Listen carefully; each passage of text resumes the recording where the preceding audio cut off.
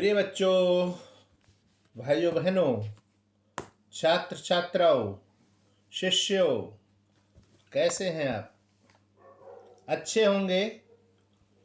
जैसे कि आप जानते हैं कि मैंने वन एवं वन्य जीव संसाधन भूगोल का जो दूसरा पाठ है उसकी पहली वीडियो जारी की थी। उसके बाद आज मैं दूसरी वीडियो रखूंगा उससे आगे की, और उस पर बातचीत होगी। जैसा कि आप इस चित्र में देख रहे हैं, कुछ लुप्त, दुर्लभ तथा संकटग्रस्त जातियां। इसमें जो जीव जंतु दिखाए गए हैं ये या तो गायब हो चुके हैं या बहुत ही दुर्लभ हैं मिलने, या फिर संकट में हैं। एशियाई चीते के बारे में मैंने पहले ही बताया, पता नहीं अब वो कहाँ चला गया। ये चीता वगैरह ये सब बिल्ली परिवार के ही हैं। शेर को बिल्ली की मौसी कहा जाता है। जैसे कि आप लोग जानते हैं, शेर के बिल्कुल ही हस्ताक्षर बिल्ली की तरह होते हैं, यानी कि बिल्ली की तरह बिल्कुल शेर होता है। लेकिन शेर शेर है, वन का राजा है। शेर वन का राजा है, और ऐसा राजा है जिसके पास न तो पैसे हैं और न रहने को महल है, फिर भी वो राजा है। कैसा राजा है? वन का राजा है। उसके एक दहाड़ मात्र से सोते हुए हाथी बिना आंखें खोले खड़े हो जाते हैं और ये सोच में पड़ जाते हैं कि काल ने कहाँ आवाज लगाई। शेर बहुत ही ताकतवर जानवर है, मगर देश में परिस्थितियां ऐसी हो गई कि ये अब बिल्कुल सिमट कर कहाँ रह गए हैं? गुजरात के गिर क्षेत्र में। देखिए, जो बड़ी बड़ी परियोजनाएं बनाई गई, जो विकास की बड़ी बड़ी परियोजनाएं बनाई गई, इससे बहुत बड़ा नुकसान हुआ है। 1952 से 1952 से नदी घाटी परियोजनाओं के कारण 5000 वर्ग किलोमीटर से अधिक वन क्षेत्र को साफ करना पड़ा है। उसी तरह से मध्य प्रदेश में 4 लाख हेक्टेयर से अधिक वन नर्मदा सागर परियोजना को पूर्ण करने से जलमग्न हो गया। वनों की बर्बादी में खनन ने भी महत्वपूर्ण भूमिका निभाई है। खनन उन्हें कहते हैं जहाँ से लोहा कोयला वगैरह खोद कर निकाला जाता है। इसके कारण भी वनों का नाश हुआ है। तो मैं ये बात कर रहा हूँ कि वनों का नाश होना, जीव जंतुओं का नाश होना, इनका खतरा होना, ये मनुष्य जात के लिए भी खतरा है। ये कनेक्टेड।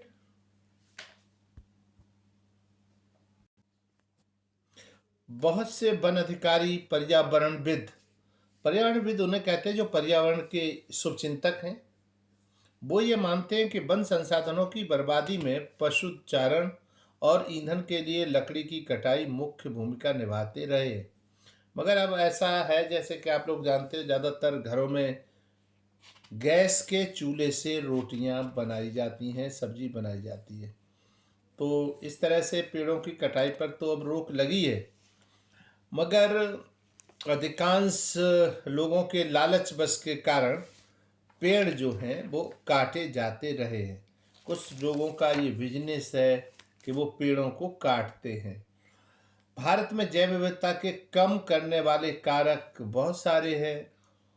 उसमें से आवास बढ़ती हुई जनसंख्या के कारण आवास बनाने के लिए जंगली जानवरों को मारना व आखेटन करना, और विदेशों में इनकी खाल हड्डियों की मांग होना, पर्यावरणीय प्रदूषण व विषाक्तीकरण और दवा नल आदि शामिल है। दवा नल से मतलब होता है वनों में लगने वाली आग, जिसके कारण आप लोग देखते होंगे, सुने भी होंगे कि ऑस्ट्रेलिया में बहुत भयानक आग लगी हुई है, जिससे जीव जंतु और पेड़ पौधे बहुत ही बड़ी संख्या में मारे गए। आप लोग आगे देखेंगे कि असमान उपभोग, यानी कि जो जिसे जैसे ज़्यादा मिल रहा है पर्यावरण से वो उतना ही ज़्यादा ले रहा है, यानी उसके विनाश पर तुला हुआ है। लोगों को ये पता नहीं है कि ये जितना भी हम पर्यावरण को खराब कर रहे हैं या पेड़ पौधों को खत्म कर रहे हैं, जीव जंतुओं को खत्म कर रहे हैं, ये हमारा अपना नहीं है। ये हमने आने वाली संतति से उधार लिया है। जिस तरह से हमारे पूर्वज हमें छोड़ के गए हैं, उसी तरह से ये चीज़ें जो हैं वो हमें भी अपने आने वाली संतानों को छोड़ के जाना है।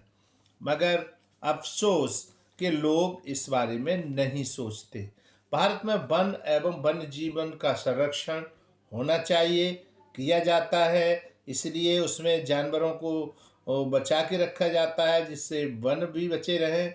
जीव जंतुओं को बचाने के लिए 1960 से 1970 के दशक में पर्यावरण संरक्षकों ने राष्ट्रीय जीवन वन्य जीव सुरक्षा कार्यक्रम को पुरजोर मांग की।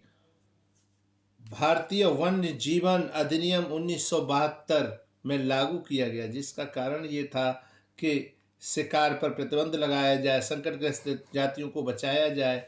विभिन्न तरह से ये काम किए गए हैं। सरकार ने बहुत सारी योजनाएं बनाई हैं। बाघ परियोजना, जिसमें बाघों को रखा गया है, उनकी देखरेख की जाती है, उनको बचा के रखा गया है, जिससे हमारी आने वाली संतानें उन्हें देखने से वंचित न रह जाएं। तो मेरा कहने का मतलब ये है कि जैसे बच्चे पहले तितलियों से खेलते थे, तितलियां देखते थे, आज बच्चों को तितलियां गायब हो गई, पतंगे, भृंग, ड्रैगन फ्लाई ये बहुत कम देखने को मिलते। 1991 में पौधों की 6 जातियां पहली बार इस सूची में थीं। मेरा कहने का मतलब फिर वही है, बार बार है कि वन और वन्य जीवन को बचाया जाना चाहिए, क्योंकि वन जब होंगे तभी जीवन होगा। क्योंकि ये इनसे वनों से बहुत तरह के लाभ हैं, प्रत्यक्ष और अप्रत्यक्ष। प्रत्यक्ष लाभ वे हैं जिन्हें हम सामने से देख सकते हैं कि लकड़ी काटी, हमारे लाभ काम में आ गई, हमारा लाभ हो गया।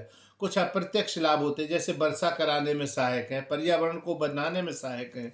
तो इनको सबकी देख रेख करना, बचाना बहुत ज़रूरी है।